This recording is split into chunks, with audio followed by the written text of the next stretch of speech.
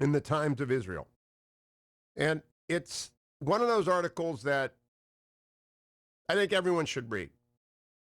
Israeli virologist urges world leaders to calm public and slams unnecessary panic.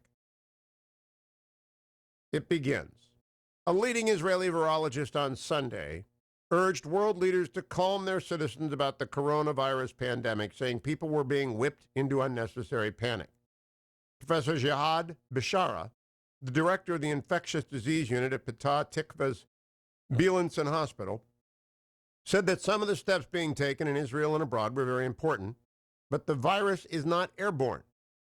Most people who are infected will recover without even knowing they were sick. The at-risk groups are now known, and the global panic is unnecessary and exaggerated. Quote, I've been in this business for 30 years, Bishara said in a Channel 12 interview. I've been through MERS, SARS, Ebola, the first Gulf War, and the second, and I don't recall anything like this. There's unnecessary, exaggerated panic. We have to calm people down. People are thinking that there's a kind of virus. It's in the air. It's going to attack every one of us. And whoever attacked is going to die. He said that's not the way it is at all. It's not in the air. Not everyone who is infected dies. Most of them will get better and won't even know they were sick or will have a bit of mucus. But in Israel and around the world, quote, everybody's whipping everybody else up into panic. The leaders via the media and the wider public, who then in turn start to stress out the leaders. We've entered a vicious cycle. The doctor urged the public to internalize that, quote, we're talking about a virus that is not airborne, not airborne. Infection is via droplet transmission. Only if you are close to someone who has the virus and you get the saliva when he sneezes or coughs can you get ill. And if you don't if you don't maintain personal hygiene, primarily by washing hands. He said the virus did not appear to be, quote, too intelligent, unlike flu, quote, which is very intelligent. It changes, adapts, and infects people via their airway passages. Bishara said some of the harsh steps taken in Israel, which has essentially closed its border, limited its gatherings to no more than 10 people, closed all educational facilities, shut down malls, restaurants, and places of entertainment and culture, were motivated by leaders' acknowledged awareness that the Israeli health system will buckle under any further strain. Home quarantine has been ordered for everyone else who has passed someone who may have been infected by somebody else, he protested, because they know our health system cannot withstand coming under any more strain because we are perennially stretched to the limit. Referring to Israel's national lockdown, the doctor, the virologist, said, quarantine's an effective precaution, but there has to be temperate use. You can shut down a whole country, but there are other means. At this stage, he said, quote, we know how the virus behaves, how it spreads, which groups are in danger. We know how this virus is primarily dangerous to old people and to people with a history of chronic disease and those who are immunocompromised. According to Israeli leaders, quote, who are appearing every night at 8 p.m. to announce all kinds of steps, and some of them very important, he said, they should, quote, first and foremost, calm people down. That's my view. A serious but not calamitous situation that each and every one of us can help the country get through. And I especially think Congress has a job to do. I believe that they've got to do two things.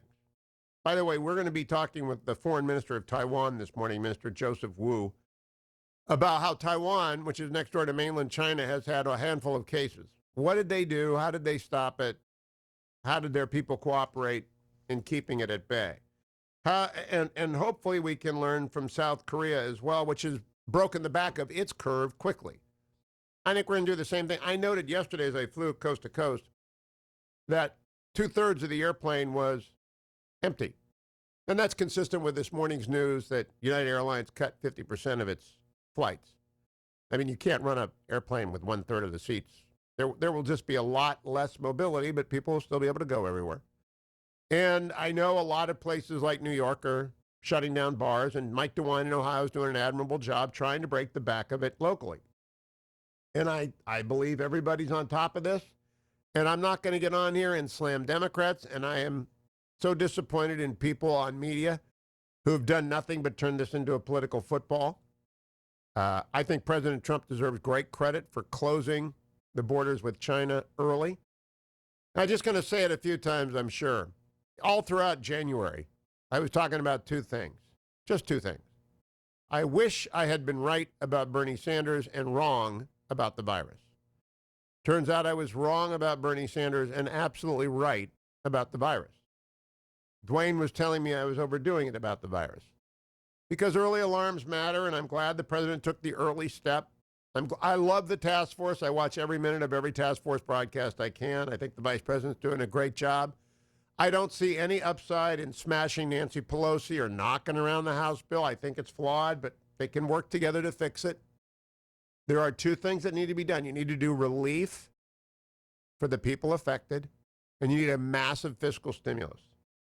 My view, the best fiscal stimulus is stimulus that leaves something behind at the end, not the 2008, 2009 stimulus when it was all done. Remember shovel ready? There was nothing to show for it except for some repaved roads. Money vanished. I would buy every ship that you can order. I would keep the F-18s flowing, even though they're a fourth-generation plane, not a fifth-generation plane. I would have production of the F-35s. I would resupply every readiness category the Pentagon has. I would buy helicopters out the wazoo. I would use the Department of Defense because then at least you are getting something for your money.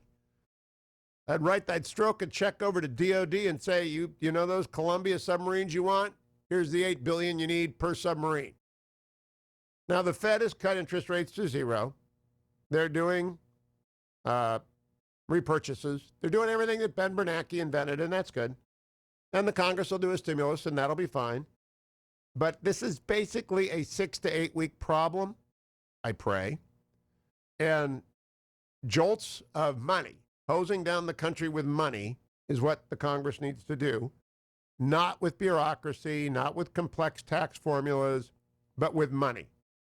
I'm going to come right back. I'd love to hear how you feel. 1-800-520-1234. Again, I am thankful to Dwayne and Adam and Ben for holding down the fort with Kurt Schlichter and Bob Franz, but I'm so glad to be back with you. Calm, fact-based, always focused here on the Hugh Hewitt Show. Portions